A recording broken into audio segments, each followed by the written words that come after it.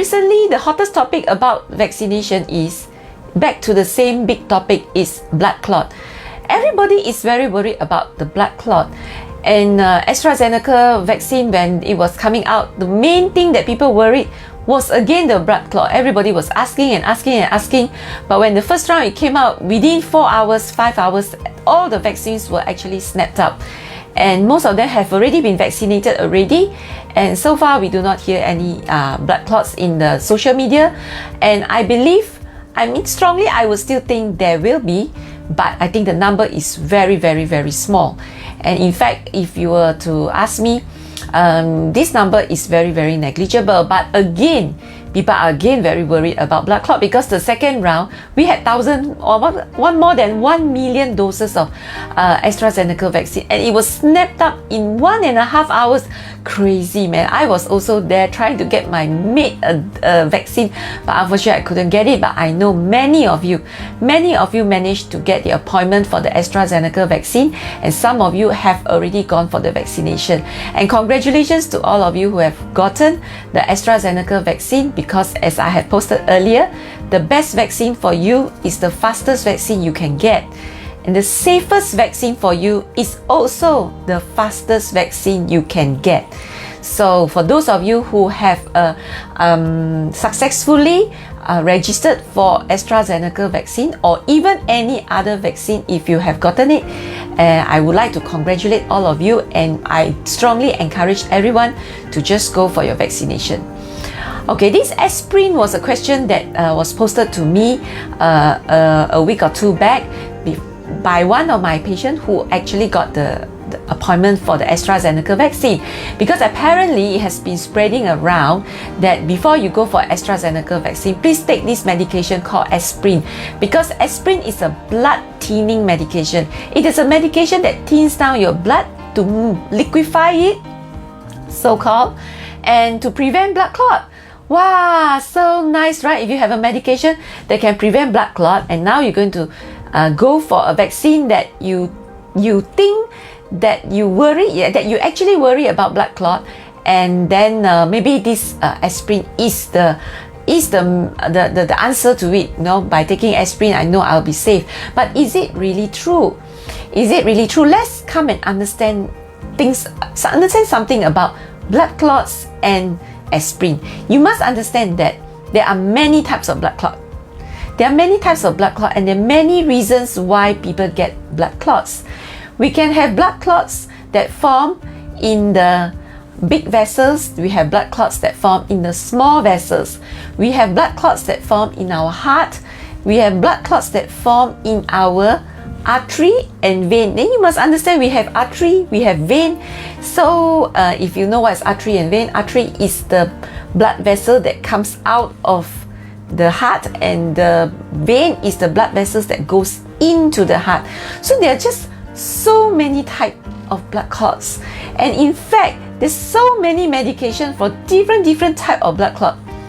So let's say a person get a certain type of blood clot, we may give them aspirin. But if you get a different type of blood clot, we don't give aspirin.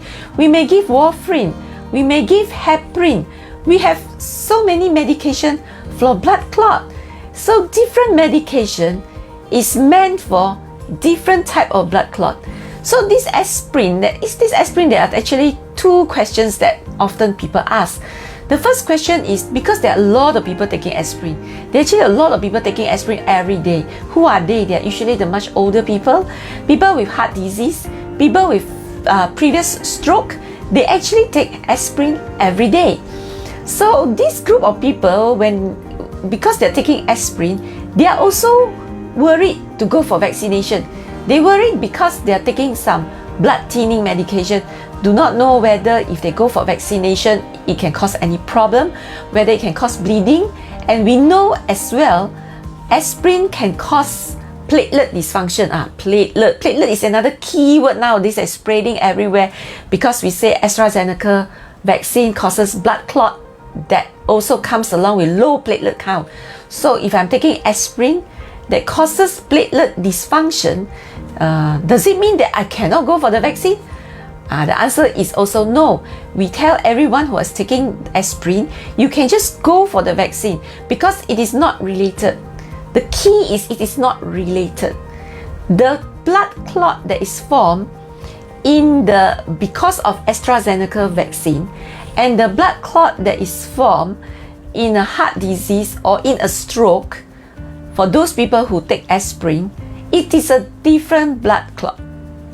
Because for heart disease, you actually get blood clot in the blood vessels, the arteries of your heart. Whereas and also for stroke, they actually get blood clots in the blood vessels, usually the arteries of the brain. But in AstraZeneca, we are not talking about blood vessels that are from artery. We are not talking about blood clots forming in artery. We are talking about blood clots forming in veins. It's a totally different problem. And it's not the common veins. It is so the rare veins that normally nobody gets blood clots in. So it is a very unique type of blood clot. So we know for sure, number one, aspirin is not going to give more problem for you, even though you have platelet dysfunction. Because aspirin causes platelet dysfunction. But the blood clot that forms from AstraZeneca vaccine, actually the platelet problem happens only after you have the blood clot. Because when you have blood clot, all the blood clots are actually clumped up at where the clot is. Because to form a clot, you form a clot from platelet. So if all the platelets form a clot, then you have no more platelet in your blood. So it has nothing to do with the platelet dysfunction when you take aspirin. So this is not related. So people who are taking aspirin, you need to understand it's not related. So you can take aspirin and you can still go for your AstraZeneca vaccine. And even though you're taking taking aspirin, which means that you have a tendency of forming blood clot, but you're forming blood clot at a different place compared to what the blood clot formed in AstraZeneca vaccine. So because it's a different blood clot, it uses a different reason and a different pathway to form the blood clot, which means the cause for the blood clot is totally different. The one you had in your heart disease and your stroke is totally different from the one that you had, that you may potentially get from AstraZeneca vaccine. So it's totally different. So it doesn't make you a person who had stroke or heart disease who are taken aspirin to go for vaccine, no problem, go for it. But of course, this statement I'm making is a general statement. If you are actually having heart disease or stroke, I will still advise you to see your doctor, your regular doctor, to ask first. But what we know is it is a different mechanism altogether. The blood clot formed from a different mechanism. So now the question is, because there is things that are spreading out there in the social media, advising people to take aspirin before they go for the Covid19 vaccine, the AstraZeneca vaccine. So now you see, it is a different type of blood clot that uses a different way of forming. You form blood clot for heart disease and stroke is different. And for heart disease and stroke, we use aspirin to prevent the blood clot. But now in AstraZeneca vaccine, you actually you have a different reason for why the blood clot is formed. It uses a different pathway, a different mechanism, and a different cause. So it's not going to work. Your aspirin is not going to prevent the blood clot that is going to form because of AstraZeneca vaccine. But rest assured, we know from many countries, because AstraZeneca vaccine has been used widely in UK, in US, and also now in Thailand as well. And we know that the reported cases of blood clot with the AstraZeneca vaccine is very low. It's very low. It is only like maybe 4, some countries say 6, some countries say 4, but definitely less than 10. Maximum, we do hear certain reports say 9 in a million. 9 in a million of getting blood clot. What is your chances of getting COVID-19 if you do not get vaccination? That is so much higher. And if you were to get COVID-19, your chances of forming blood clot is 20%. So if I don't vaccinate, I am eventually going to get COVID-19. Some patients come and tell me, we take care lah. I say it's very hard to take care forever because COVID-19 is here to stay. It will not go away from this world anymore. It is here to stay. So you cannot prevent COVID-19 infection because one day you have to come out. You have to come out and mix with people. I know I have one patient who literally stayed at home alone for 1 whole year. When she came out, she's like, oh, feels so strange while the world looks so different today. So, but how many of us can really stay alone in the house forever? It is impossible. So COVID-19 infection is eventual. Even if you get it once, you get it second time and third time, and the chances of getting blood clot in COVID-19 infection is 20%. But now your chances of getting blood clot from AstraZeneca vaccine is only 4 to 6 in a million. That's one reason why you should go for your vaccine. Number 2 is, it is treatable. You know you have blood clot, you tell doctor, you admit hospital, we give you medication, it'll be over. It'll be over. The blood clot will dissolve after a few days, you'll be well and fine. You may need to be on certain medication for the next 3 months, 6 months, and that's it. It'll all be over. It is not something that is going to kill you. Most of the time it doesn't kill you because all these blood clots are treatable. Don't say blood clots that happen with COVID-19. Even pregnant women. I like to talk about pregnant women because that's what I do every day. I, as an obstetrician, have seen quite a number of my patients who develop blood clot that obstruct their lungs after childbirth. After childbirth, blood clots like to form in the lungs, and then suddenly these pregnant women after giving birth cannot breathe. So we start medication to dissolve the blood clot. Even we start after 6 hours, 12 hours also.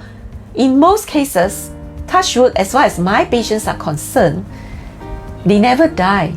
None of my patients die of blood clot at all. So, and the chances of getting a blood clot from pregnancy is 1 to 2 in 1,000. It's even more common than the vaccination. And as I ask a lot of women, why you get pregnant in the first place? If you want to compare this, then don't get pregnant. If you're so scared of AstraZeneca vaccine, then don't get pregnant. Because AstraZeneca vaccine, the clots usually form in the veins, just like pregnancy. Pregnancy also, they like to form clots in the vein, not in the artery like the heart disease and the stroke. So it is about the same. So if you're so scared to take AstraZeneca vaccine, why are you not scared to get pregnant? So when you look at it that way, when you know that pregnancy can have blood clot, will you conceive? You'll still conceive.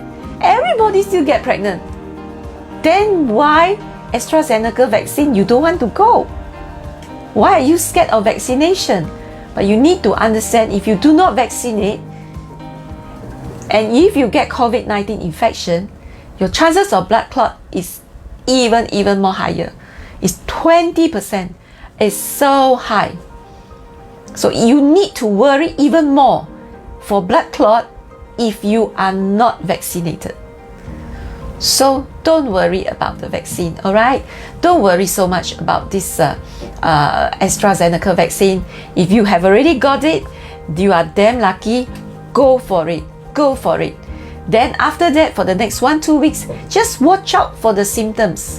When you get blood clot, you will know. The pain is so bad. You will know. And when you get it, go to the hospital. Go to the hospital. Then we give you injections. Stay in the hospital for 3 to 5 days and you're home with medication that you maybe need to take for the next few months, but that's fine. You're well. You're well. So that is the thing I tell a lot of my patients as well as my staff. See, all my staff, I would say almost all my staff, I have one or two who's not vaccinated because they are pregnant or breastfeeding, but they will be vaccinated soon because our Pejabat Kesihatan Daerah is going to start vaccinating all the pregnant and breastfeeding frontliners soon. But the rest of us, we all went for the vaccination.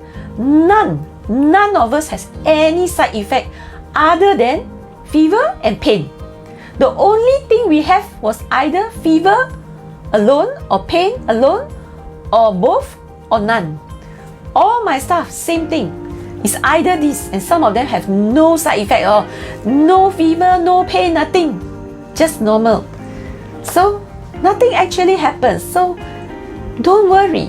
Because the numbers, of course we do hear complications. I wouldn't say no, but the number is very small. But if you do not vaccinate, you are definitely going to get COVID-19 infection. You just need to get it once. Maybe when you get it once, if it's bad, you will be so scared. Like today I had one patient, she's only in her 30s. She says she cannot understand. Her father had, her mother had, her brother had, her sister had, her husband had. Everyone had the COVID infection. But she had category 3 and she is so scared. She is so scared now. She's keep asking, I want the vaccine, I want the vaccine, because once you get category 3, you will know what it's like. You will be scared. Maybe if you are well, you got it, but you are category 1 and you feel you're well, you're not scared. But you must understand, getting the COVID infection doesn't protect you forever. You can get it again. Even if you're well the first time, we don't know the second time, the third time. And we know one thing, COVID infection is not going to go away. It's going to stay here forever and forever and forever. So if you do not get vaccinated, you are definitely going to get COVID infection already. Definitely, 100% guarantee. Not this year, then next year, not next year, the following year. Guarantee one. Question is, do you think you can survive the COVID infection? So my take is, I will go for the vaccination. I take the risk. I know there is the small number got complication. I take the risk. I take the gamble. Because I know if I were to gamble and win, like what happened to me and my entire family and also my entire clinic, everyone went for the vaccine, nothing happened. If I win this gamble, I will survive forever. Why? Because I won't get COVID-19 vaccination. I won't get COVID infection anymore. I won't get COVID infection that will kill me, and the vaccine did not kill me, so I won. So I will take the chance. I will go for the vaccination and take the chance. The number of something happen is so rare. It's safer to go for vaccine than to drive on the road.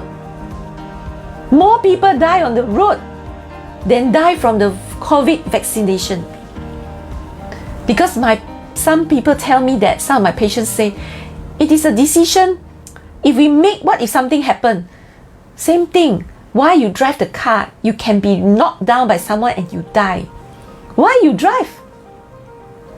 Why you sit the aeroplane? Aeroplane crash, die. Why you sit the aeroplane? You took the gamble. You took the gamble to sit the aeroplane for what? For holiday? Now you're taking the gamble for what? To save your life.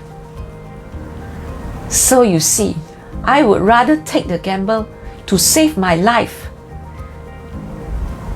So for those of you who have not been vaccinated, please go and vaccinate as soon as possible. Register now. For those of you who have not registered with My Sejahtera, please go and register today. Yeah? Okay? Because you will know that the complication is so rare. So most of you, 99.99999%, you are going to be safe and nothing is going to happen to you with the vaccination. And once you're vaccinated, you will never die from COVID-19. You're safe now. So take the gamble. Take the chance for your health, for your family's health, and all your loved ones. Okay?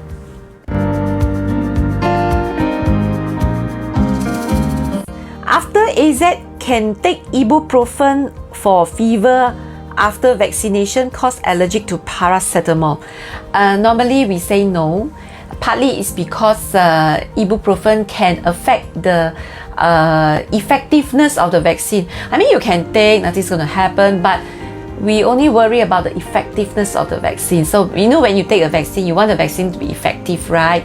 So that is why we normally ask people to take paracetamol. But let's say if you're allergic to paracetamol, okay, so first of all, you need to understand one thing. Number one, not everybody get fever after vaccination, okay? That is not something everybody get. They are asking people to take paracetamol before go for the vaccine, which is also a very ridiculous thing to do, because to tell you the truth, most of us don't get the fever immediately. We get it like the next day or the following day. So if you take your paracetamol now, or tomorrow and next day you still get your fever one, it doesn't prevent your fever from coming the next day or the following day. So that's why no need to take your paracetamol lah. You only take when you have fever, okay? So first, you only take when you have fever, okay? So you don't take before you have fever. But we try not to take ibuprofen because we know that it may affect the effectiveness of your vaccine. So if you are allergic to paracetamol and then you go for the vaccination, first of all, wait and see whether you got fever or not lah. Most of us have fever, also very mild one. I tell you, I got fever for 3 days. I never take any medicine at all because the fever is so mild, and then I could still go to work. I could still do everything. I still remember the day after my vaccination, I had a full 8-hour surgery, and I did an 8-hour surgery. And then you ask me got fever? I got fever, but the fever in this vaccination is very funny one, you know, because you check the temperature and it's there. You know your temperature is high, but you don't feel sick at all because you are not actually sick. Because like normally you get infection, you know, you get a flu, then you got fever because there's virus in your body, so you're so sick. But for vaccination, even though you got temperature, you check your temperature is high, but actually you don't feel sick. So you can still work, you can still do everything like normal one. Actually no big deal one. So if you're not, even if you have fever but you don't really feel that sick, you can just let it be, don't need to take any medication. But just in case your fever is very high, I do know some people, I know from 1 or 2 person I know in the hospital nurses, among the hospital nurses, they can get like 39, 40 degree, but not among my staff. My staff, very mild fever only. So if you really have 39 and 40 degree, of course, no choice, you need to do something. So you have a few options. Option number one, you can use other ways of reducing temperature. Like go and take a bath. Take a bath, bring down your temperature. And then you feel better already. Then you don't need to take any medication lor. But let's say if you really have no choice, then no choice lah. Then you have to take ibuprofen, you take ibuprofen. But we try to avoid, because we go for the vaccine, we want the vaccine to be effective. So we try to avoid ibuprofen, yeah? We only take paracetamol for fever after the vaccination.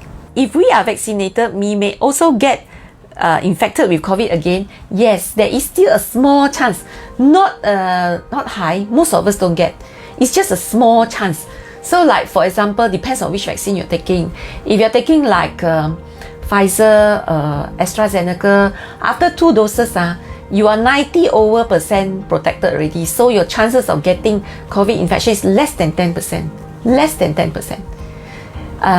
If you get Sinovac, you are 80% protected, so you have about 15% chance of getting the virus. But the important thing is the prevention of death. That's the important thing. So in all these vaccines, most important thing is they prevent death. Okay, so it doesn't prevent you from getting the vaccine 100%, but it prevent death. And that is very important, because what we notice, like example in our hospital, you see, I work in Sunway. Sunway is a very big hospital. There's so many staff. How to have physical distancing? We work also close by. We go to the same pantry, the same canteen. But you see, at this very peak moment where everybody in KL Selangor is like so many clusters, so many people in so many offices getting, but we still don't have any cluster within the hospital. Do we have any staff who get COVID positive? There are some stray ones, 1 or 2, but they don't spread to other people. Why? It's because, let's say you are positive, you are vaccinated, you are positive, but because you are vaccinated, you never get any major illness, so maybe you are either mildly symptomatic or not symptomatic at all. But the people around you are also vaccinated, and they are all 90% protected. They have 90% chance of not getting the COVID from you. So because of that, there is a barrier. That's why the virus doesn't spread. Even though we work in a hospital, we work together, and there's such a big group of us. So that is why you need to understand that if everyone around you is vaccinated, the chances is, even if one person get COVID, it doesn't form cluster. It doesn't spread around. So that is why it's very important to get everyone around you vaccinated. If all the people around you in your family that stays in the same house is vaccinated, then you're safe. Even if, let's say, your husband go out and bring back the virus, it's okay, because the rest of you are 90% protected. So most likely, most of you will not get it. So there won't be like what happened in many of the patients that are not vaccinated.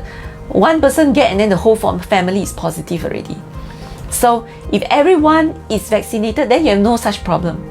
Same, your workplace. You have to encourage everyone in your workplace to be vaccinated. Because if everyone in your workplace is vaccinated, then you're safe. Because you know, in workplace, it's very difficult. Like, sometimes you want to drink water, you have to take down the mask, right? And then you want to eat, even though you stay far away, but you still take out the mask. And then you know now the virus is airborne, so even if you sit far, so sometimes you can still get it. So ventilation is the most important thing in the office, but many offices are like no window, aircon also don't know working well or not, got HEPA filter or not, got UV sterilizer not in your or ionizer or whatever that kills virus or not, may not have. So you know, some of the office got no window, so you have no ventilation. So, and we know it's airborne, we can still spread, and we sometimes still need to take down the mask. We need to take down the mask to drink water, we need to take down the mask to eat. So it's very important, you need to encourage everyone around you to vaccinate. So if everyone in your workplace is vaccinated, everyone in your house is vaccinated, you are safe. Because this is the only two places that you keep taking down your mask. Right? You go to work, you go and take away, you tap out food to the office, you take off your mask and eat in the office. True or not? When you are drink water, you take off your mask and drink water, right or not? That is when you can potentially get infected. If you keep your mask on, especially you wear double mask, or you wear KN95 mask, or you wear KF94 mask, you're very protected. But when you take out your mask, that is not protected already. So very important, you must make sure everyone around you is vaccinated. Why AZ second dose is after 14 weeks, but Pfizer and Sinovac second dose is 3 weeks only? Does it mean AZ is stronger? No, actually doesn't mean that AZ is stronger. Honestly, all these things got to do with how the research is done right from the start. Okay, so you must understand that Sinovac is started in China, and Pfizer started in US, and then when we vaccinate, that they started these 3 weeks based on the graph that they had on the animal study and the early human study. So they think that 3 weeks is the best time to actually have the second dose. So actually for AZ vaccine also the same initially, but UK has a different strategy. They wanted to change everything. They feel that if I'm going to wait for everybody to have 2 doses, I will take a long time to vaccinate the majority of my people. So UK decided to change the whole strategy and decided to wait 3 months. Because after they analyzed all their data, they feel that 3 months also not so bad lah.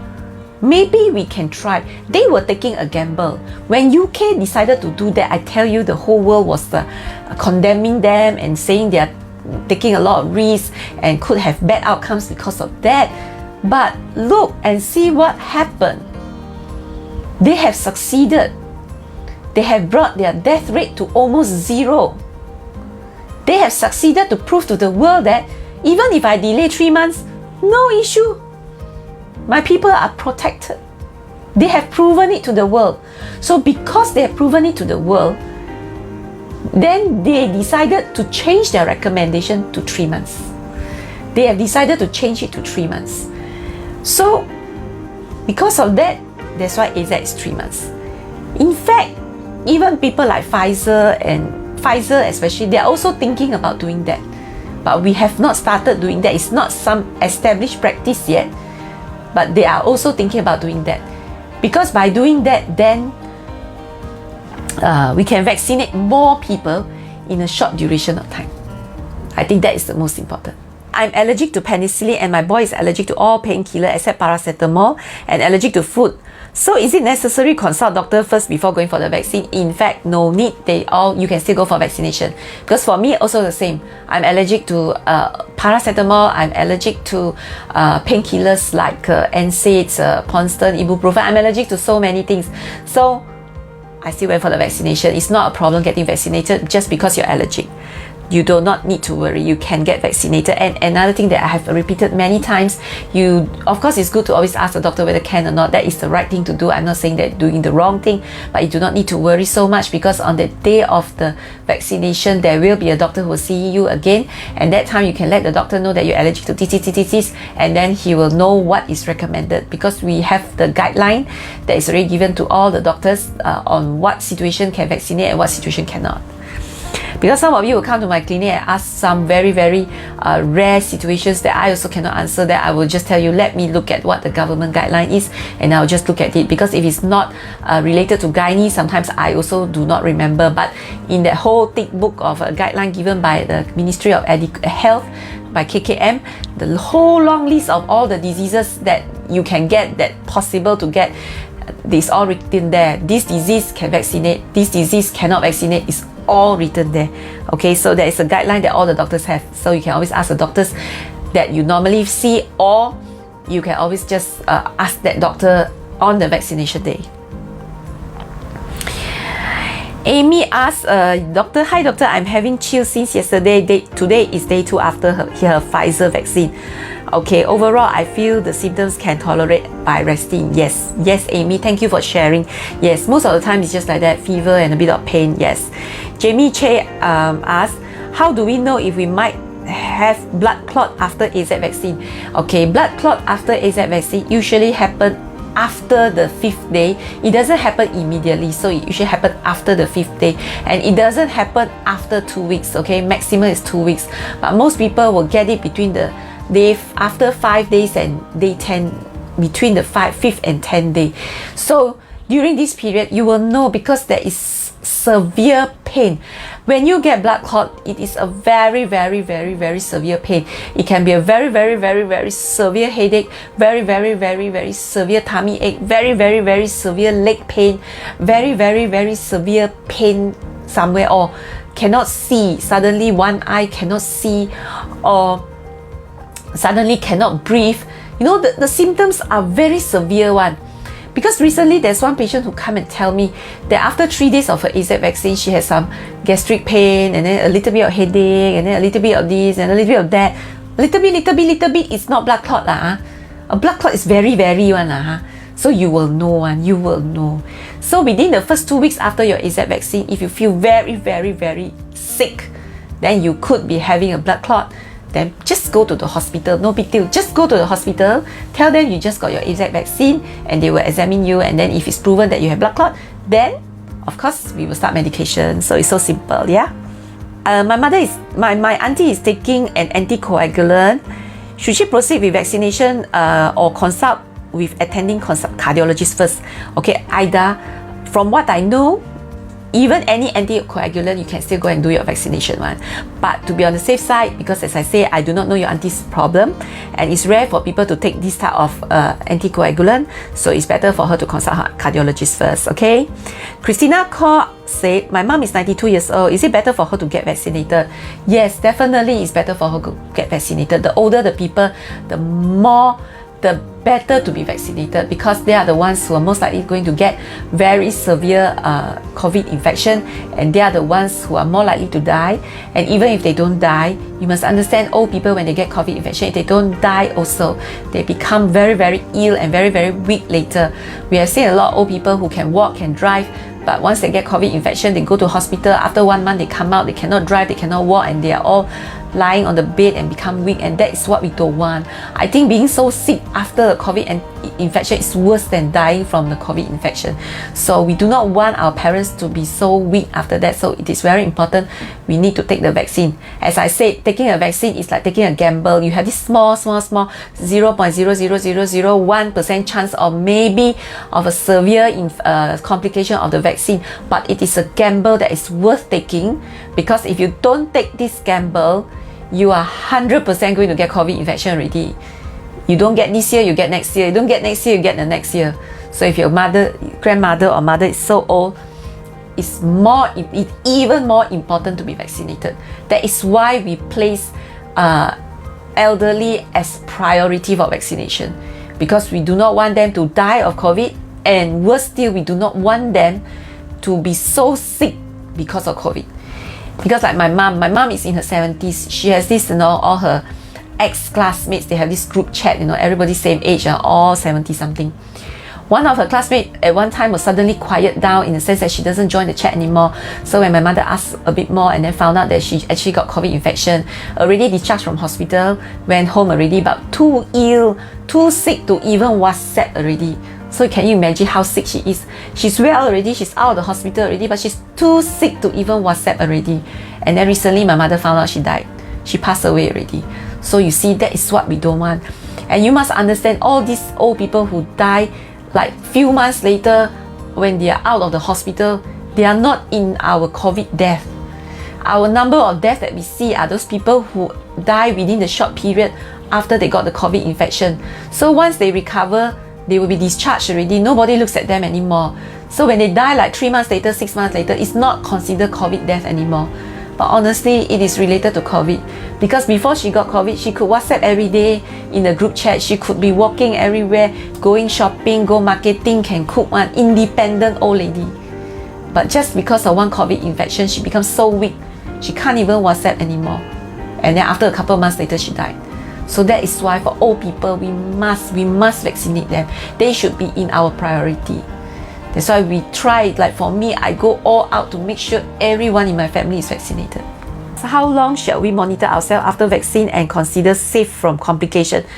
Depending on what vaccine, but generally we say most complications, if ever happen, is within the first 2 weeks. So after first 2 weeks, if nothing happened to you, nothing will happen to you anymore. So you have already won the gamble, the way I say. We are gambling by going for the vaccine, but if we won, then we are safe forever and ever already, okay? Generally, I would say congratulations to all of you who have already managed to book the AZ vaccine, and also for all of you who have already vaccinated by either Pfizer or Sinovac. Also, I want to congratulate all of you for doing that, because that is how we keep ourselves and everyone around us protected, yeah? So now we know that